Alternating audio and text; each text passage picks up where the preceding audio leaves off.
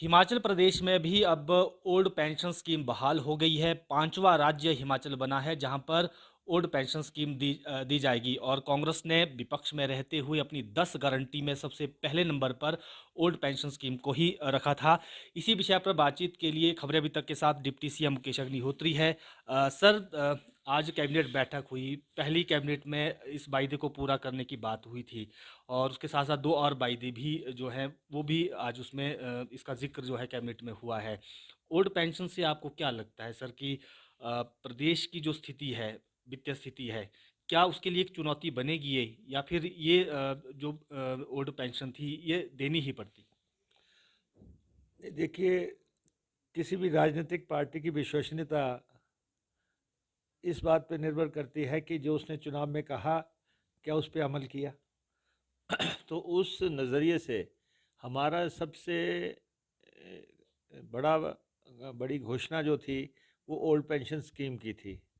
ये अ, घोषणा उस समय हुई जब प्रदेश में कर्मचारियों का आंदोलन परवान पे था और वो इसके लिए लगातार जद्दोजहद कर रहे थे।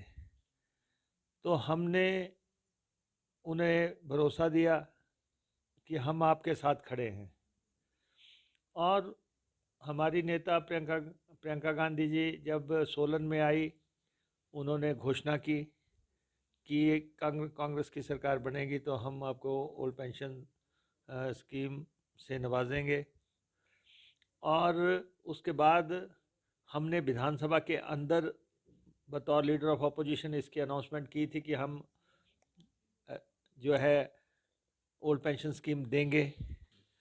और विधानसभा के बाहर भी हमारे तमाम नेताओं ने इस बात को बोला और बाद में हमने इसको जो हमारी 10 गारंटीज थी उसमें शामिल किया। और बाद में हमने जो हमारा जो प्रतिज्ञा पत्र बनाया, संकल्प पत्र बनाया, जो हमने जनता से वायदे किए, उसमें भी डाला। हालांकि ये बहुत बड़ी चुनौती थी प्रदेश सरकार के सामने जो नई सरकार बनी है, क्योंकि फाइनेंसिस का मसला है। लेकिन हिमाचल प्रदेश के कर्मचारियों से हिमाचल राज्य सरकार बेहतरीन संबंध चाहती है।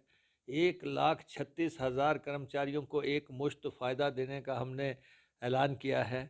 और हमने इसमें स्पष्ट कर दिया था कि इसकी फाइनेंशियल इम्प्लीकेशन जो भी हो आने वाले सालों में, लेकिन हमने उनके बुढ़ापे का सहारा देने का जब ऐलान किया है तो हम उसकी पूर्ति करेंगे। तो आज कैबिनेट की पहली मीटिंग थी लोहड़ी के मौके पे, और फुल कैबिनेट आज बैठी थी। उसमें ये फैसला कर दिया गया कि उनको पेंशन दी जाएगी और ये तत्काल नोटिफाई किया जाएगा। और इसकी निटिग्रिटीज़ क्या होंगे किंतु परंतु की कोई बात नहीं है। लेकिन कर्मचारियों के साथ बातचीत से सारे मसले हल किए जा रहे हैं।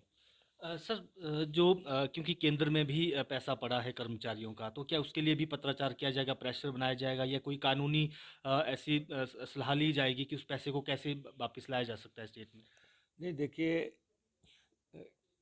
पिछली जो जयराम सरकार थी उसने जो है का प्रदेश को काफ़ी धोखा दिया और काफ़ी अंधकार में रखा।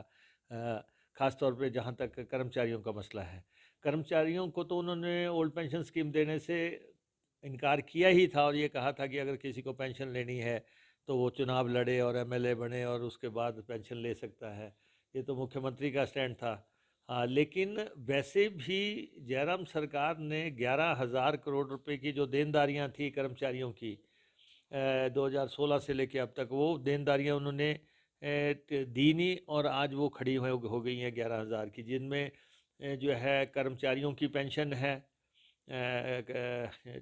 पेंशन का पैसा है, और कर्मचारियों के जो है एरियर्स का पैसा है, और उसके बाद पेंशन भोगियों का पैसा है, और उसके बाद जो है डीए की किस्त का है। तो तीन चीज़ें जो हैं, जो एक कोई 1,000 करोड़ की है, दूसरी 5,000 करोड़ से ज़्यादा की है, और तीसरी 4,000 करोड़ की ज़्यादा सी है। तो 11,000 करोड़ रुपया जयराम सरकार ने मौजूदा सरकार के सिर पे खड़ा किया हुआ है। और दूसरा ये है कि 75,000 करोड़ का कर्जा जो है जयराम सरकार ने हमें दिया है विरासत में अकेले जयराम ने 27,000 करोड़ रुपए का कर्जा जो है प्रदेश में लिया, जो अपने आप में शायद एक रिकॉर्ड होगा। तो इसलिए एक तो कर्जे की बात है, दूसरा पिछली देनदारियों की बात है, तीसरी तरफ वायदा है। वायदा निभाने के लिए हमने कैबिनेट में एट लेंथ डिस्कशन किया और इसमें बिल्कुल स्पष्ट था कि कर्मचारियों को के साथ जो वायदा किया गया है उसको निभाना है। इसके लिए संसाधन कैसे पैदा करने हैं, रिसोर्सेज कैसे लाने हैं, क्या करना है, वो एक अलग बात है। लेकिन आज हमने वायदे की जो है पूर्ति कर दी है। सर और कैबिनेट सेकेंडली आपने कहा कि केंद्र के पास 8,000 करोड़ रुपया है। जहाँ तक हमें लग रहा है कि केंद्र की नीयत सही नहीं है इस मसले में। केंद्र ये 8,000 करोड़ रुपया देने के लिए शायद प्रदेश को तैयार नहीं है, और उन्होंने बाकी राज्यों ने भी जिन्होंने इसका क्लेम किया था, जहाँ जहाँ ओल्ड पेंशन स्कीम लागू हुई उनको भी पत्राचार करके ऐसा ही संदेश देने की कोशिश की है कि ये पैसा आपको नहीं मिलेगा। लेकिन वो 8,000 करोड़ मिले या ना मिले ये एक अलग विषय है। लेकिन हिमाचल प्रदेश के कर्मचारियों को ओल्ड पेंशन स्कीम का लाभ दिया जाएगा। सर कैबिनेट में 1500 महीना देने की बात भी हुई महिलाओं को लेकर, उसको लेकर कैबिनेट सब कमेटी भी बनाई गई है। लेकिन अगर बात करें जो प्रदेश की वित्तीय स्थिति आपने भी कहा कि ठीक नहीं है, तो क्या ऐसा तो नहीं कि भविष्य में टैक्सेस जो है वो बढ़ाने पड़े, या जो वैट जो है अभी 3 रुपये उसमें बढ़ाया गया है और चीज़ों पर भी ऐसा टैक्स लगाना पड़े, उससे ये सारा पैसा जो है निकाला जाए? नहीं देखिए, रेवेन्यू में कैसे बढ़ोतरी करनी है वो एक अलग मसला है। हमारे इनकम के जो मेन मेन साधन है, आपको मालूम है कि एक तो जो हम बिजली बेचते हैं उससे हमारे सारा बिजली का पैसा है 1,300 करोड़ रुपया, 1,400 करोड़ रुपया के आसपास इनकम होती है। बाकी जो है हमारा जो है एक्साइज से, अल्कोहल से रेवेन्यू हमें आता है, या फिर जो है दूसरे जो है जो टैक्स लगे हुए हैं उनसे उनसे पैसा आता है। तो बहुत बड़ा प्रदेश का जो है रेवेन्यू का आधार नहीं है दूसरे प्रदेशों की तरह। लेकिन उसके बावजूद भी एक ये साहसिक कदम है कि उठाया गया है, और उसी हिसाब से जैसे हमने कहा कि महिलाओं को 1,500 रुपये देने हैं, तो हम पक्के इरादे के लोग हैं। हमने आज उस पर भी कैबिनेट सब कमेटी बना दी है, और कैबिनेट सब कमेटी अपनी इसमें रिपोर्ट देगी। लगभग 22 लाख के आसपास महिलाएं 18 से 60 साल के एज ग्रुप में आती हैं। उनमें से कैसे पेंशन की पूर्ति करनी है, क्या नीति बनानी है, कि उनको 1 महीने का टाइम दिया गया है कैबिनेट सब कमेटी को। तो इसलिए वो भी हमारा वायदा है। तीसरा, 1 लाख नौकरियां देने की बात हमने की थी, तो उसमें भी कैबिनेट सब कमेटी बन गई है। वो रिकमेंड करेंगे किस किस सेक्टर में कैसे कैसे रोज़गार दिए जाने हैं। तो निश्चित तौर पे जो 10 गारंटीज़ हैं उन पे अमल होगा और हर हालत में क्या किया जाएगा, ताकि सरकार की विश्वसनीयता और साख जो है जनता के दरबार में पूरी तरह कायम रहे। आज आप देख रहे हैं कि जब कर्मचारियों को ओल्ड पेंशन स्कीम का लाभ मिला तो कैसे कर्मचारी पूरे प्रदेश का चहका हुआ है। नाच हो रहे हैं, गाने हो रहे हैं, और क्योंकि ये उनके लिए लाइफ टाइम अचीवमेंट है।